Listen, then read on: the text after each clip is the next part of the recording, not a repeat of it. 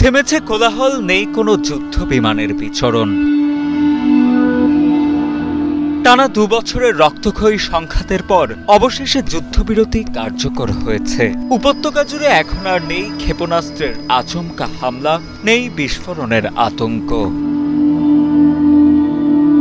দীর্ঘ সংঘাতের পর শেষমেশ নিশ্চিন্তে ঘুমাতে পারছেন গাজাবাসী। তবে একসময়ের প্রাণবন্ত শহরটি এখন যেন পরিণত পরিত্যক্ত এক জনপদে, যেখানে অবশিষ্ট নেই আর কিছুই।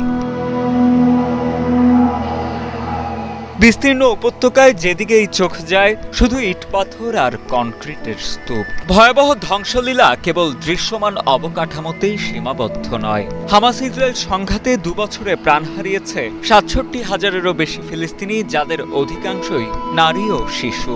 গুরুতরভাবে আহত মানুষের সংখ্যা লাখের কাতার ছাড়িয়ে গেছে।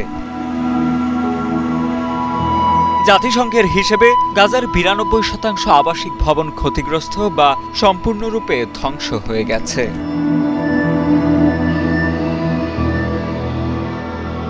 এই উপত্যকায় এখন নেই পর্যাপ্ত পানীয় জল, খাদ্য বা চিকিৎসা পরিষেবা। লক্ষ লক্ষ বাস্তুচ্যুত মানুষ এখন খোলা আকাশের নিচে অথবা সীমিত আশ্রয়ে মানবেতর জীবন যাপন করছেন। যুদ্ধবিরতির পর ইসরায়েলি বাহিনী কিছু এলাকা থেকে সরে যাওয়ায় লাখো ফিলিস্তিনি এখন ধ্বংস হয়ে যাওয়া নিজেদের বাড়ির খোঁজে ফিরছেন। দীর্ঘ পথ হেঁটে তারা ফিরছেন সেই শহরে, যে শহর এখন পরিণত ধ্বংসস্তূপে।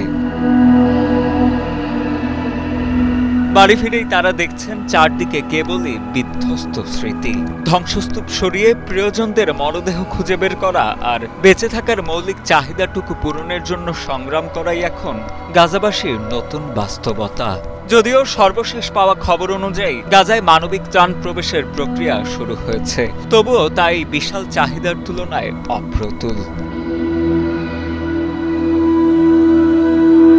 এখন সবচেয়ে বড় প্রশ্ন গাজার ভবিষ্যৎ পুনর্গঠন নিয়ে। আন্তর্জাতিক বিশ্লেষকরা বলছেন এই ধ্বংসলীলা কাটিয়ে উঠতে পেরিয়ে যাবে কয়েক প্রজন্ম। যুদ্ধবিরতি কার্যকর হলেও হামাসের নিরস্ত্রীকরণ এবং গাজার ভবিষ্যৎ শাসনভার নিয়ে গুরুত্বপূর্ণ প্রশ্নগুলো এখনো অমীমাংসিতই রয়ে গেছে।